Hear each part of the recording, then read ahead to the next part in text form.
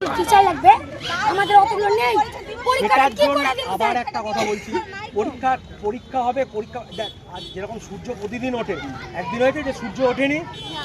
লকডাউনের সময় দেখেছিলিস তো কোনো কারোর বাড়ি থেকে রান্না বন্ধ হয়েছিল?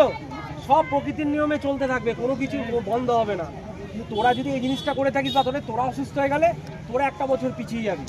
তখন কেউ দেখবে না যে তোরা কি করেছিস না করেছিস, তোদের সঙ্গে তখন কেউ দেখবে না। তোরা অসুস্থ হয়ে যাবি, তোরা পরীক্ষা না দিতে পারলে তোদের একটা বছর নষ্ট হবে। স্যার এমনিতেও পরীক্ষা দিতে পারবো না। কে বলেছে পরীক্ষা দিতে পারবি না?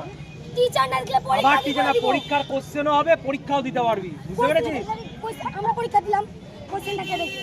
যে দেখার সে দেখবে, তোদের চিন্তা করতে হবে না। জন্য হচ্ছে যে আমাদের তোদের চিন্তাটা ইয়ে থাকে, এইটা বাংলা যে পড়াতে পারবে সে ইংলিশও পড়াতে পারবে। ঠিক আছে? শুধু তো স্যার এই আমাদের না, আমাদের পশ্চিমবঙ্গে কেন এটা হলো? আরো তো রাজ্য আছে। পশ্চিমবঙ্গে কেন হলো সেটা তুইও জানিস। তুই যখন এইটা এত তখন জানিস পরীক্ষা তেমন ভাবে হয়নি বলে তার জন্য হয়েছে। সেটা দেখ, এই সরকারকে দেওয়ার কথা ছিল তখন, এখন না। বলছিস পুরো